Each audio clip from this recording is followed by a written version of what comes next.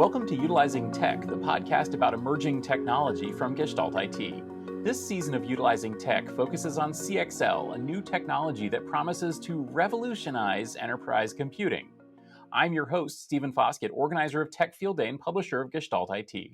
Joining me today as my co-host is Nathan Bennett. Hey, Stephen. So Nathan, you and I spent a lot of time at Tech Field Day events and Cloud Field Day events and so on. And, we talk about server architecture, we talk about servers, we talk about sort of the shape of things to come. And I think one of the things that kind of kills me is the fact that increasingly servers, especially commercial servers, are pretty monolithic. Basically, you buy from, a 3 or 4 letter vendor, and it comes in, and that's basically what you've got for the rest of time. You know what I mean? I know exactly what you mean. It's fun being the Kubernetes guy and hear monolithic being used in a different term than application, but the analogy still fits. Something that is solid. That's one main thing. If you want another of those things, you add another one of those things. If you want to modularize it or add another piece of it, you basically get a shaking head and they stay, well, probably not today. And then you have to go and buy a whole other thing. And even though you do have some options and some flexibility, it's sometimes, those options aren't really a lot. Like, there's a few different choices, and you can put an add-in card in PCI Express, but that's basically what it is. And for me, that's one of the things that I'm most excited about with CXL. Number one, we're going to have PCIe switches and lots of expansion slots and lots of compatibility, hopefully. And that's why we decided to invite on somebody from the panel that we did at OCP Summit as part of the CXL forum, Ryan Baxter from Micron. Welcome, Ryan. Hello, guys. Thanks for allowing me to join the party here. Just a bit about myself. I head up the data center segment at Micron Technology, also heavily involved in driving the strategy for CXL for the company. We are pretty excited about this new interface. As Stephen had alluded to, really a first of its kind, an interface that really the industry has been really dying to have for several years now, perhaps decades. So we're pretty enthusiastic about where it's going to go, the optionality it brings to customers. So happy to join. Thank you very much. So Ryan, a lot of people probably have heard of Micron. You guys are inside a lot of servers, including the one that's sitting right over there. I got some memory and so on. But I think one of the things that kind of strikes me is that Micron has a lot of different technology, but you're kind of at the whim of the system vendors, right? I mean, the system vendor is the one who's going to be deciding whether to include you or not. And CXL, in a way, I mean, it kind of is a can opener, right? It breaks open the servers and gives the customer the ability to make more choices, right? It really does. It's one of those things where it's still standard, right? We're not talking about completely getting away and making something so proprietary and extremely high performant for one use case. It's still very much a standard front side interface, but where the optionality comes into play is what you do behind that interface. And that's really, really interesting to us, and we're finding to our customers, because it allows it allows a company like Micron to co-innovate with its customers, where you're dialing in certain aspects of this technology and this other technology and bringing them together to really to drive a just right type of solution. Nothing more, nothing less. And contrast that to very deterministic types of interfaces, like memory interfaces, which have served us very, very well for some time now. But it really halts the innovation that you can do, because of the determinism associated with interface. You have to be very much in the box that's previously been prescribed, whereas CXL, it allows you to really think outside that box in a pretty significant way. I really like that, because at the end of the day, we, describing the box, this monolithic thing that we tend to be kind of locked into, becomes this problem that nobody really likes. We deal with it. We kind of assume this is just the way things are. Whereas CXL is breaking the mold now. Now we get to see things differently in terms of where technology or where a bus has really led us to. I find the great way that you phrased it there.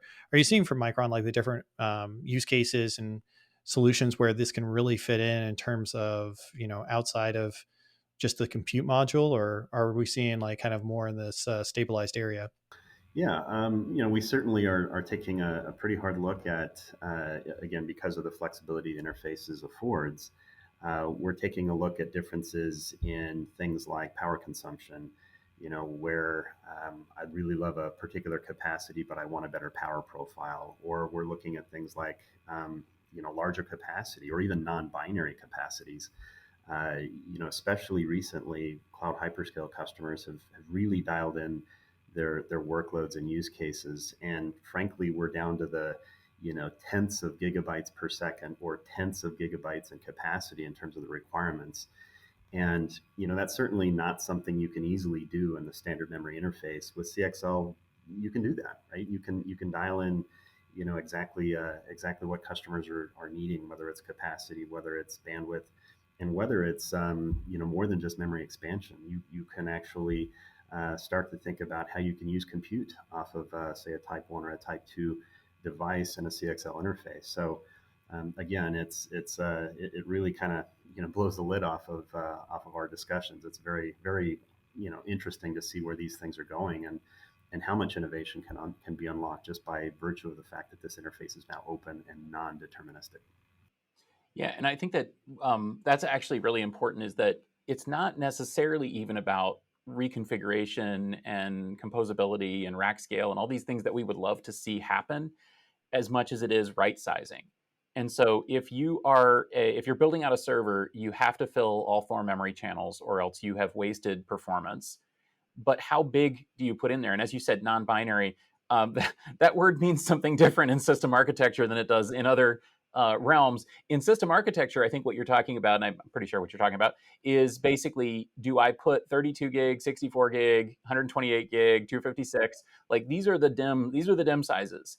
And if I've decided that my server needs, like, I don't know, 728 gigs of RAM, it's really hard to hit that number without going way over and blowing up the bill of materials, Right, or way under, right? So the sort of chunks of granularity that you have to work with are much are much less usable in the way of standard DRAMs, because, as you said, the 32, 64, there is some flexibility because there are 96 gigabyte DIMMs coming, in DDR5 timeframe, but still, CXL, it doesn't matter if it's 32 or 36 or 41 gigabytes, as long as the system architecture that's connected to it can use that amount of memory. It's possible, and it's just simply not possible with the standard DRAM footprint. Yeah, and the funny thing is, people would say, well, that seems like a corner case, but it's not a corner case when you think that a terabyte of memory costs as much as like the rest of the Right. server, and so suddenly people are basically spending. I mean, again and again we hear about this Microsoft Azure study where they showed that basically they were spending like 50% too much on their servers, if I remember correctly, because they had to hit this high water mark or low water mark, but they ended up having to equip servers with this much more just because that was the only way to get there. And it reminds me as well as some of the presentations we've had at Tech Field Day with some of the bigger enterprises and hyperscalers, where they've talked about the really fine graining that they do when configuring servers, and they match exactly how much CPU in terms of cores and gigahertz, and as well as how much memory, how much storage, how much network bandwidth. All of these things, they try to match it and right size it. And I remember one of the companies telling us that they decided not to go with, I think at the time it was actually even 10 gig Ethernet, because they found that it would just blow up the entire bill of materials for the rest of the server in order to actually use all those channels. And, these are the kind of questions that enterprise architects are making and cloud architects are making every day. And CXL, I think that this is the sort of short-term power that it brings, is that it gives you the ability to more carefully size systems, right? That's right. That's right. And what maybe some of us call a corner case at a particular customer that operates at significant scale, could mean the difference of several $100 million worth of cost savings to them when they deploy across their entire fleet of potentially millions of servers around the world. And so yeah, it very much really depends on exactly what that use case needs. Oftentimes, it's not exactly what the what the non CXL enabled server can provide. Up till now, it's just sort of been the situation where, well, we'll just sort of overbuild, or we'll build right up to the point where the use case or workload needs, and then we'll over provision it just a little bit because we have to build for the surge cases. With CXL, it really starts to change the equation at both the server scale as well as the rack scale, and eventually, we believe, the data center scale, where it starts to really become a pressure release valve, for instance, around what you can do when it comes to dealing with system constraints and data center constraints. So yeah, we're pretty excited about where it's going. I like this discussion as a cloud person, because we always talk about the decoupling of an application or a framework. It's really about moving things from this box into this magical land of APIs where things are just connected and happy. And this is really bringing us back into the box, but it's bringing us back into a box where it's still modular. And going a little bit back to the point where you discussed power supplies, anybody that builds PCs understands that you can get two different types of power supplies. You can get a power supply that is non-modular or a power supply that is modular. And it comes with those specific areas and the specific cables that you need in order to plug in specifically what you need, rather than having this big blob of spaghetti that you have to figure out what goes where and try to figure out all these different things. CXL gives us that wonderful modularity, and the use cases that you mentioned are just to an extreme point, right? Because we live in this world of, I need this amount of CPU, but I need this amount of memory, and sometimes they don't really match. And so you have to, play a strange game of Tetris that nobody wants to play. But you mentioned use cases. So where are you seeing the use cases for CXL, and where are we actually growing from this into the future? Yeah, great question, Nathan. Really, the first couple of use cases that we're seeing have to do, and of course, everything with CXL has to at least hang together with some sort of a total cost of ownership argument. You wouldn't just go to CXL because it's available. The customers typically leverage CXL because there's some sort of cost optimization at the system, platform, or data center level to be able to realize. So one of those first use cases is really looking at very, very high capacity modules. And in DRAM, whenever you have to stack a module, which is typically indicative of the higher capacity modules today, that's going to be your 128 gigabyte module density and above. And a lot of customers do do purchase those types of solutions. You get into a situation where you're extremely nonlinear when it comes to cost per bit, and therefore very nonlinear in terms of the price you have to pay for that particular module. We believe CXL can, despite some of the performance deltas that you will see as a result of having to signal through a controller, there are some latency deltas there. But we believe that despite that, there's real cost savings associated with moving your memory footprint, away from that 3DS or TSV based solution, the very high, very expensive stack solution that's on the main memory footprint, into some of that memory footprint residing off of CXL. And so what you're left with is a main memory footprint that's cost effective, and the CXL bus essentially handling the spillover, if you will, or the footprint that you would otherwise have to drive in that very highly expensive stack configuration. We call that TSV mitigation, or through silicon via stack mitigation. So you're pushing your memory footprint to more cost optimized pieces or areas of the platform. So that's just one use case. Another use case coming up pretty quickly actually is when you run into a situation where line rates, you can't move any faster, or you go from, say, a DDR5 speed grade to the next speed grade. Well, in order to do that, you have to reduce the number of RDIMMs that you have in a single channel because of signal integrity or loading issues. And so, all else being equal, overnight you have to double the capacity of your modules. And again, you're in that very high capacity, very expensive situation where you can leverage CXL as a really nice pressure release valve, where when you're into that 2 DIMM per channel situation, moving to a single DIMM per channel situation, you can lean on CXL to drive that memory capacity in conjunction with your main memory footprint, so that you're not breaking the bank on the server investment or the platform investment you're making when it comes to memory. So those are two use cases. There are a number of others. Stephen mentioned pooling as an interesting use case, and it very much is top of mind at a number of our customers, where they're looking at leveraging a smaller footprint as a baseline footprint for a memory subsystem in a server, but where that server in a surge capacity situation borrows some memory from the quote unquote CXL pool and returns it when it's done. And so effectively what you're doing is you're increasing utilization of your memory, and therefore increasing the ROI of the investment you made in your memory subsystem. So those are three use cases we're tracking very, very closely. And again, they're not use cases that are out in 2035 sometime. It's coming really right around the corner, and these are very, what we believe are existential problems for some customers. CXL is a really, really nice way to deal with it.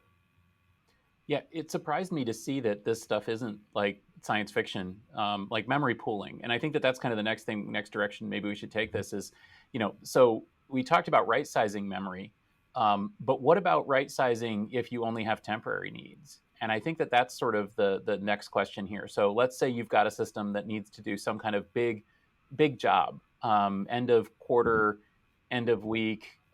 Maybe you're doing ML training. Maybe you're doing, some kind of big batch, kind of more batch processing task, and that this server is going to need a lot of memory. Or maybe you've got some servers that need a bunch of memory certain times and could give that memory up at other times. So that's another exciting area, like maybe, VDI systems where, the memory goes unused all weekend or in the evenings or something. And it would be very cool to be able to kind of return that to the library, as it were, and let somebody else check out that book. And that, I think, is another really cool thing. I thought that would be more far-fetched, but after talking to companies at OCP Summit and the CXL Forum, there are a bunch of companies that are working to make that happen sooner rather than later. And so I think that very surprisingly soon we're going to see, and again, we don't know the exact timeline, but surprisingly soon, given the fact that there are multiple companies working on chips that would enable this, we're going to see a rack of memory that is shared by all the servers in the rack. And then any of those servers that needs some memory can kind of check out a huge scoop of memory, use that for whatever it needs to use it for a while, and then return it for the others to use. And I think that that's a really exciting thing, not just because it allows companies to be more, careful, right sizing memory and not buying as much, but actually quite the opposite. I think that it means that suddenly having this pool of memory will open up new compute possibilities. And people will say, well, if I'm not, spending, crazy money because I can share this memory with other applications, what can I do with that memory? What would it enable to be able to have just a huge amount of memory temporarily for this task? And I think that's exciting. And maybe that's what Micron is looking, because I imagine you guys are probably not hoping that people will spend less money on memory. No, well, it's pooling is, on paper, it's fascinating. It's very interesting from a memory utilization perspective, but it's like every other engineering problem. There's a trade-off associated with it, and you need to make sure that because you're now connecting potentially multiple nodes to a particular memory pool, you need to make sure that memory pool is is robust, perhaps more robust than your standard memory footprint, because if as time moves on, scaling challenges are impacting everybody. There are memory errors that will likely come up, and we need to be able to deal with those in a rational manner, and not have not take a handful of nodes down with it. So thinking about how what we call blast radius of a particular memory fail, or a particular issue in the memory subsystem, how it's handled, how it's making sure that there are backups to the way it plays out if and when it does, because the business we're in is really difficult. We're being asked to scale year on year on year, and we're running right up into the sort of limits of physics, if you will. In some cases, it's those atomic phenomena that are outside of our control, that end up driving some unexpected outcomes in the memory subsystem. So it's up to companies like Micron to make sure that if and when that pooling application does start to really see a significant pull for demand, that we make even more robust memory subsystems that can support that particular use case. To your point, Stephen, we believe CXL does absolutely drive innovation in what we're calling business outcomes. It really does provide a better system configuration at a lower price point, we believe. And what that eventually does is it starts to really interplay with the elasticity associated with new businesses that can only be done at a particular price point or a particular cost point. If CXL provides that cost point at a much more attractive and tenable cost point, then I think it does start to drive business processes and new business opportunities that just didn't exist unless you had access to tens of millions of dollars worth of investment to buy a very, very large system. So in a lot of ways, I think there's CXL drives a lot of very interesting outcomes when it comes to business in general, and it's driven by the fact that technology supports these outcomes. Again, these memory subsystems as currently designed just wouldn't ever be able to do that, and the way CXL provides that release valve is that's what's interesting about it. We live in this world where things tend to be a little bit delicate. They need to stay where they are connected, and you don't really want to jostle them, move them, unplug them. Do you ever see, because you mentioned blast radius, and I unfortunately was one of those guys that was in the data center one time and tripped on something that I thought was just something on the ground, but ended up being a wire or something, and then bad things happened. Do you ever see this where like we could be something that could be easily, like, I dread to use the term hot swappable, but I don't know of another term that I can use, but something that could be so highly available that you could literally unplug and plug something else in. Do you see it moving towards that direction? It's a good question, Nathan. I think with the advent of CXL 3.0 and what happens after that when it comes to peer-to-peer, it sets up a situation where you may not necessarily need a CPU to be involved, in the way it's been involved up until now. And so you can think about ways that you'd be able to provide failover through non-CPU types of intervention. And so can a DRAM based CXL module be physically hot swappable? Perhaps. What's probably more likely is that you can take out, where you can remove a CXL, a DRAM based CXL module, and that module, or the information in that module, is also stored somewhere else. So the failover has been established previously through that peer-to-peer sharing, or it need not be peer-to-peer, but through the possibility that CXL provides. so that in the event of a sort of a system failure or some sort of an issue with a particular device, that you have a copy exact aspect of that somewhere else in your data center, possibly somewhere else in the world, that you can kind of continue where you left off and establish that sort of failover from that perspective, rather than just having a single point of failure in the device itself. So I absolutely think it's possible, and it's interesting where these ideas are going. This is exactly the kinds of conversations we're having with our customers today. Yeah, I think that that's really the most interesting thing here, is that by increasing the flexibility of system design, the thing that I'm really looking forward to, and I've mentioned this before on the podcast, is the sort of unexpected ways in which this will challenge the status Mm-hmm. quo. Because frankly, I mean, I love enterprise technology, but it kind of worked its way kind of into a corner in terms of, this is how many cores are practical on a processor. This is how many processors are practical on a system. This is how much memory is practical on a system. This is how much expansion is practical. This is how much, and we kind of get to this point, and then the whole world says, oh, well, then what we're going to do is we're going to put a higher level of software on that. And we're going to extrapolate sort of a software defined system, and then we're going to use a bunch of these things together. But what if we could change the fundamental things? What if we could really kind of rethink servers? And from CXL, it may seem like it's just enabling us to add, I don't know, some more memory or some more I/O or something like that. But it really does act sort of as a can opener. It kind of allows us to think about, well, maybe the system doesn't have to look this way Yeah. at all. Maybe the system can be very radically different. Right. And actually, Ryan, let me ask you, what do you kind of take off your practical hat? What do you think, kind of best case, where could this go in an unexpected and interesting way? How could the things change based on this technology? Yeah.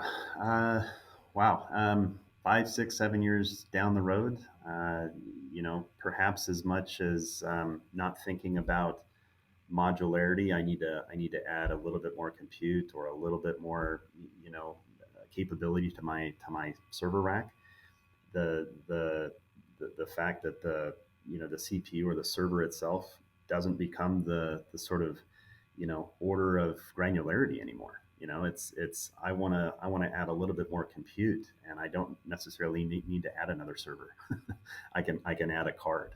I need more memory. I don't have to add a DIMM. I can add a CXL module, or I can connect a peer-to-peer sharing loop with this other server that perhaps already has some memory in it. Or so I think the unit of upgradability, I think, completely changes when it comes to adding more capability to the data center. And that's just at the hardware level. At the software level, as you alluded to, that becomes even more interesting when it you start to think about provisioning in certain spaces, memory defined or software defined memory, if you will, which is really a lot of customers are thinking about as the holy grail, if you will. So I think it really starts to change the way we think about how to bolt on performance over time. And it's not just a memory module or a CPU anymore. It's something in between. Perhaps a CXL enabled module that has compute and memory on board, for both aspects. So I think the future is going to be very, very different when it comes to upgrading a particular capability. Yeah, and I think that that's one of the things that we heard about as well at the CXL forum, was the idea that this isn't just for CPU, this is also for GPU or DPU or XPU, whatever you want to call it, because a lot of those devices are going to be able to share memory, and that this shared memory can enable parallelism like we haven't seen before, and access to resources like we haven't seen before. And one more thing that I'd like to ask you in particular, though, is that Micron is also involved in the world of storage. Right. How does CXL impact storage? Yeah, so of course CXL wants to. It's a high performance, low latency, interface. So that sort of naturally uh, engages your mind toward thinking, okay, something like DRAM, but it need not be the case. There are potential use cases out there that can, as long as the cost optimization is there, can leverage media that's not necessarily DRAM, that can be kind of more storage like potentially. Again, back to the peer-to-peer aspects of what's coming, in certain aspects of specifications for CXL. A node that wants to interface with something that would typically be a memory, but it needs to talk in the form of an object, and so objects are typically more storage oriented. But with CXL, they can be, an object can be memory, and sort of vice versa. Memory can or something like a NAND could act like a potentially byte storable type of interface. So again, it's really the flexibility and the tunability, I guess, of the media that you put behind it. It just sort of, whether it's storage or whether it's memory, I think the lines are going to get blurred there quite a bit. Because the presumption there is that if you're willing to trade off a little bit of performance by moving to more storage like media, there, the possibilities are kind of endless, because you no longer have to sort of abide by those deterministic rules anymore. So I think there could be some interesting use cases that are not just kind of DRAM high performance use cases, but could leverage potentially different media that offers some aspect of cost optimization, but doing so at a more attractive cost point. Yeah, I think everything that you're saying, Ryan, makes me really excited, because we deal with these things in cloud, we deal with these things in virtualization, the idea of decoupling, the idea of taking something that has a bunch of resources and then divvying them out, like discussing this pooling strategy. VMware's been doing this for a long time, because it takes this pool of stuff and then it shares it between a whole bunch of other things. I love that I can use stuff and things in multiple different contexts. But at the end of the day, that's what CXL is really doing. It's changing the specifics of what the stuff and things are, and saying, you know what, we can do stuff and things differently, and do it in a hardware space, and do it in a way where we don't have to deal with, quote unquote, the box anymore. Now it could be different perspectives. And so I really love that perspective, and I'm really excited and from where we're going. Well, thank you so much for joining us, Ryan. It was great to have you on the panel session that we did at the CXL forum at OCP Summit. And it's great to kind of get your perspective on this as a company, as a person that's in the memory and storage business, as a company that's in the memory and storage business. That's the low-hanging fruit for CXL. Where can we continue this conversation, connect with you, and where can people go to kind of learn more about what you think about this? Yeah, I was actually on that panel with a number of colleagues who I highly respect. I would I would direct your focus to that particular tech field day panel discussion, where you have the opinions of other companies in the ecosystem as part of the OCP CXL forum. I think there's a lot to learn from other aspects, other opinions of ecosystem players. So I would encourage you to consult that panel, as well as go to micron.com. We're always adding new and exciting items on our landing page, and more to come for CXL. How about you, Nathan? Anything new? I'm working on some things. Nothing has been released. I just released a blog on the DevOps mindset, because I'm tired of people saying, hey, we use Terraform, we're DevOps, and it not being the case at all. So yeah, I've got a couple of things out there. You can find them at nerdynate.life if you feel like reading up on that. And as for me, I actually did a keynote at the CXL forum in New York, and we're going to be publishing that as a Gestalt IT checksum editorial. So that'll probably be online by the time we release this episode. So just go to gestaltit.com for that. And check out the show notes for this, and we'll include links to all of these things. And we would love your feedback as well. So please do reach out to me, Stephen Foskett at sfoskett on the social medias. I would love to hear from you. Please do join Utilizing Tech, Utilizing CXL. If you enjoyed this show, head over to your favorite podcast application, search for Utilizing Tech or Utilizing CXL, and give us a subscription. We're available in most of them. You can also find us on YouTube. Just go to YouTube/Gestalt IT video for the video version of this discussion. This podcast is brought to you by GestaltIT.com, your home for IT coverage from across the enterprise. For show notes, as I mentioned, and more episodes, go to utilizingtech.com or find us on Twitter at utilizingtech. Thanks for listening, and we'll talk to you again next week.